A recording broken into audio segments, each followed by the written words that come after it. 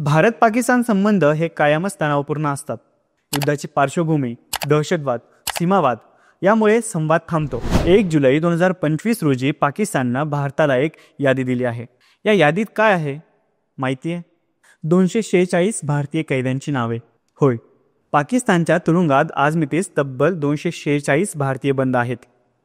त्यात 53 सामान्य नागरिक आहेत आणि तब्बल 193 मच्छीमार. हे मच्छीमार कोण? हे पाकिस्तान हद्दीत कसे गेले?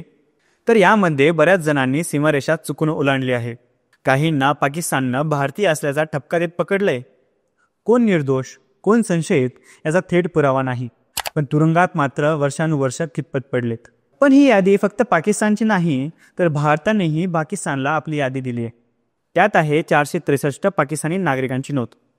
यामध्ये 382 सामान्य नागरिक आणि 81 मच्छीमार आहेत. या दोन्ही याद्या दरवर्षी 1 जानेवारी आणि 1 जुलै रोजी दिल्या जातात.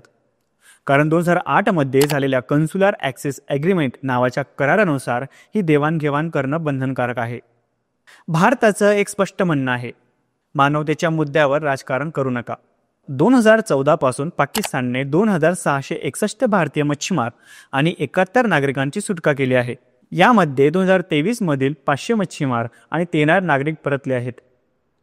यावरून एक गोष्ट दिसून येते, काम चालू आहे, पण ते पुरेसं नाही. भारत सरकारने 1 तारखेला पाकिस्तानकडे 2 मोठ्या मागण्या केल्या आहेत. पहिली म्हणजे पाकिस्तानच्या तुरुंगात अशा 151 भारतीयांची शिक्षा पूर्ण झाली आहे, त्यांना तत्काळ भारतात परत पाठवावं. आणि दुसरी म्हणजे 26 भारतीयांना भारतीय दूतावासाच्या अधिकाऱ्यांना भेटण्याची परवानगी द्यावी.